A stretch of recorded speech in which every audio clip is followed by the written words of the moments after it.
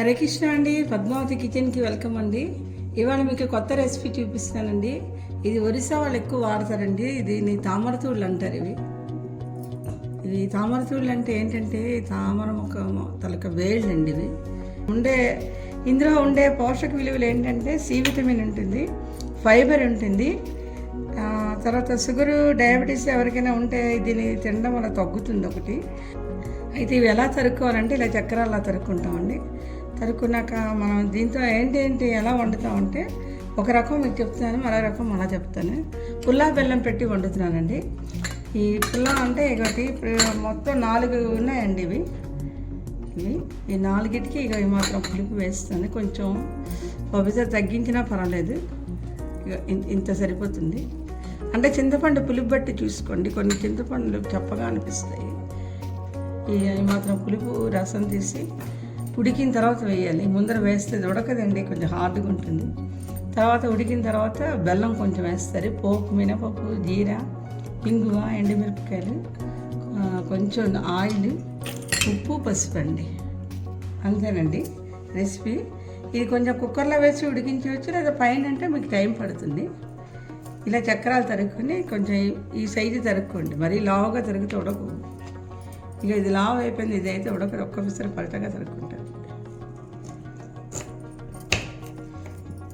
ఇక ఈ మాత్రం పాలంగా తరుక్కోండి. లేతగా ఉన్నాయండి, అందుకే తొక్క వస్తుంది కాబట్టి పైన తొక్క తీసేసి ఒకసారి కడిగేసుకోండి. ఇంజన్లలో అయితే కొంచెం వాడిపోతే గట్టే తొక్క రాదు, చాలా లేతగా ఉంది. అందుకే పై తొక్క ఇలా తీసేసుకోండి. తీసుకొని ఒకసారి కడిగేసి తరగండి. అంటే తొక్క వస్తేనే, ఇంజన్లో రాదు తొక్క నాకు తెలిసి. మా అమ్మగారు ఎక్కువ వండేవారండి. ఇది ఒరిస్సా వాళ్ళకి ఫేమస్, పర్లాకిమిట సైడ్, గుంటూరు పర్లాకిమిట. ఆ తర్వాత ఈ మొదలు కొస కోసేయాలి. ఈ కొస ఆ కొస కోసేయాలి. ఎక్కడైనా బాగాలేదో ఆ ముక్క పారేసుకోండి. ఇక కొన్ని చోట్ల చూసారా ఇలా బూజులా అనిపిస్తుంది కదా, అలాంటివి వాడకండి, పారేసింది. ఇలా ముక్కలు తరుగుతారు.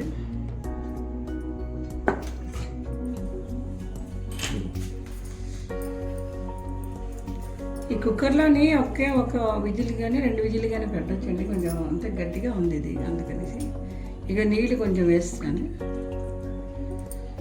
ఎక్కువ వేయలేదు, చాలా తక్కువ నీళ్ళు వేస్తాను. ఏమన్నా పారేసింది.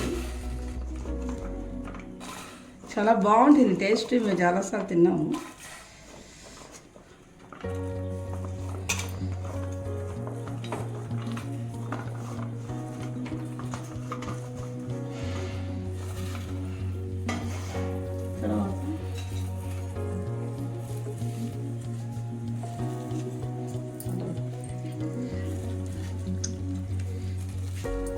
ఈ చింతపండు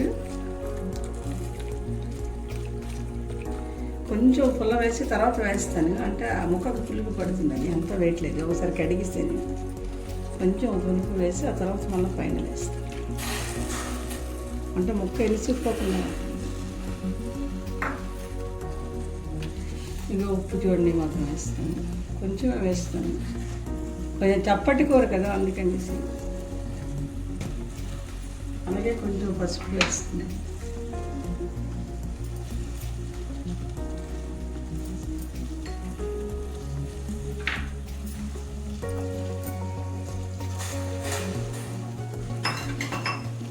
ఒకసారి కింద కలిపి పెట్టిస్తే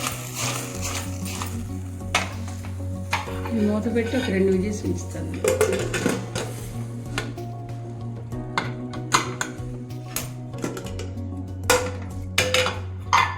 చాలా చూడడానికి ఎంత అందంగా ఉందో ఆ కూర, చాలా బాగుంటుంది. చూసారా,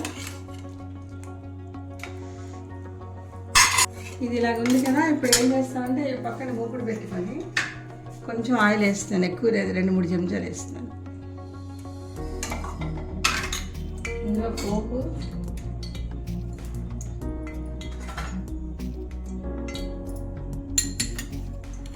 మినపప్పు,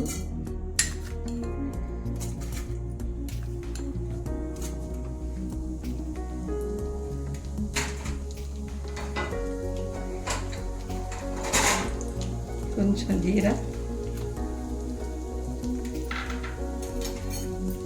కొంచెం ఇంగు అండి, కొంచెం ఎక్కువ చూడండి అది.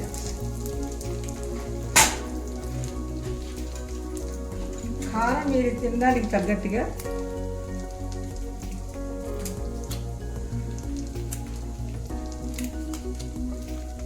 ఇంకా నేను 3 మిరపకాయలు వేసానండి.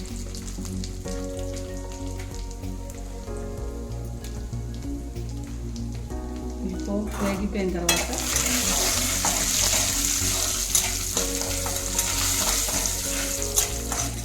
మీరు కూడా ఈ రెసిపీ ట్రై చేయండి. వంటకి చాలా మంచిది, చాలా బాగుంటుంది కూర.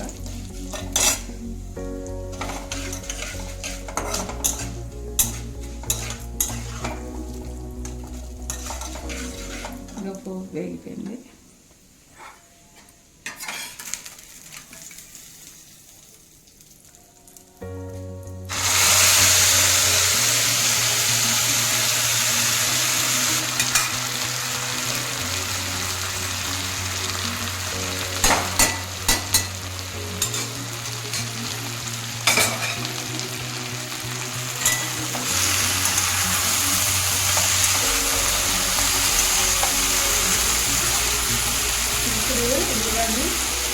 ఇలా పులుసు కొంచెం వేస్తాం కదండి, ఇలా కొంచెం వేస్తాం.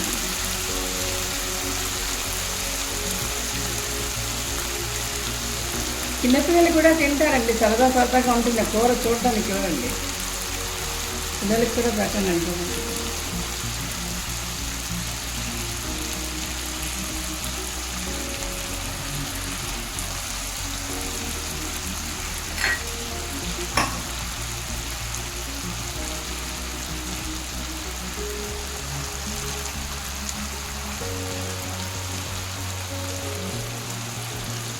చింతపండు పుల్ల వేస్తుంది.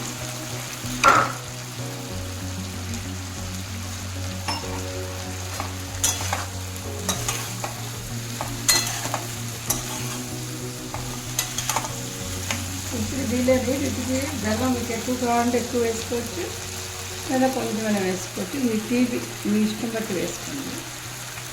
ఇక నేను మాత్రం బెల్లం వేస్తాను. బెల్లం నిండా ఐరన్ ఉంటుంది, ఒంటికి తింటే బ్లడ్ ఎక్కుతుంది అని.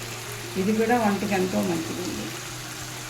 పంచదార కంటే ఇవాళ రేపు అందరూ బెల్లమే వాడుతున్నారు. ఈ బెల్లం వేసిన తర్వాత కొంచెం అందులోని పాకం వచ్చేస్తుంది, అంతే కూర రెడీ అయింది.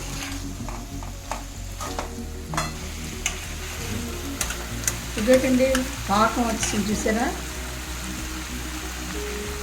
చూడండి పాకం వచ్చింది అంటే మీకు కూర రెడీ అయిపోయింది. దీనికి వేడివేడిగా ఆ పప్పులో నంచుకు తినచ్చు, లేదా కలుపుకొని తినచ్చు. దీనికి అన్నంలో నూనెసి కలుపుకు తింటూ రసం తాగితే చాలా టేస్ట్. పొట్టినా కూడా తినచ్చు, కారం తక్కువ వేసాం కదా. ఇది స్నాక్ ఐటెం కింద కూడా తినచ్చు. అలాగే తామరతూళ్ళతో బజ్జీలు కూడా చేసుకోవచ్చు. చాలా వెరైటీస్ ఉన్నాయి. ఒక వెరైటీ మీకు చూపిస్తాను. హరే కృష్ణ. ఇదొకటండి ఘుమఘుమలాడితే తామరతూళ్ళ పుల్లా బెల్లం కూర రెడీ అండి. మీరు కూడా వండి రుచి చూసి కామెంట్ పెడతారు అనుకుంటున్నాను, సబ్స్క్రైబ్ చేస్తారు అనుకుంటున్నాను. హరే కృష్ణ అండి. Thank you very much.